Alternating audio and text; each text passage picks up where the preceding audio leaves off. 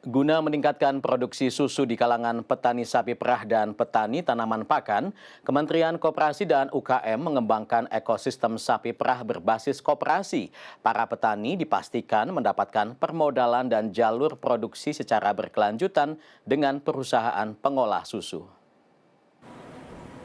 Kementerian Koperasi dan UKM terus melakukan inovasi untuk meningkatkan kesejahteraan para petani di Indonesia. Teranyar melalui lembaga pengolah dana bergulir LPDB dilakukan kesepakatan kerjasama dengan perusahaan pengolah susu di wilayah Subang. LPDB menggelontorkan dana sebesar 5 miliar rupiah untuk dijadikan permodalan pengadaan sapi berkualitas, pengadaan susu dari petani hingga pakan dari petani.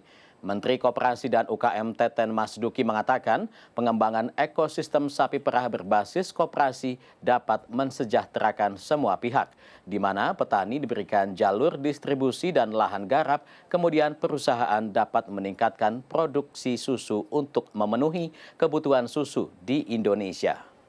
Ya, hari ini saya senang sekali melakukan kerjasama dengan PT GDA untuk membangun ekosistem industri pengolahan susu yang bermitra dengan koperasi petani dan peternak susu. Ya, ini model kemitraan ini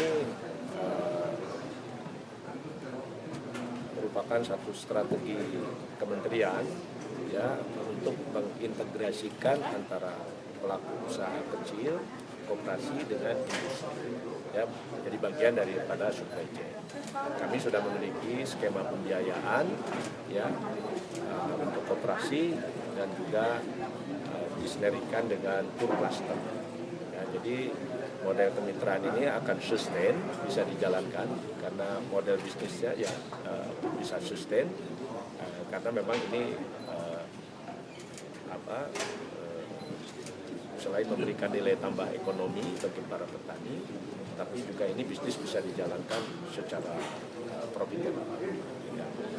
Intinya pembiayaan dari bank, dari LPDB, ya untuk koperasi, kami semakin optimis karena ada off-taker, ya ada yang menjamin produknya, ada yang inilah yang sebenarnya yang kami butuhkan ya dari ekosistem.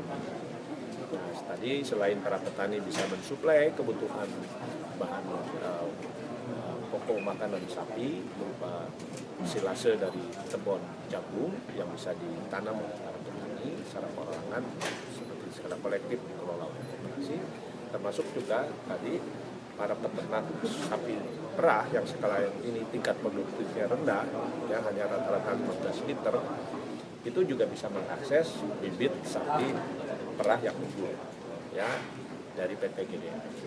Mereka akan mendatangkan bibit sapinya yang sudah bunting ya dari darah bunting dari Australia.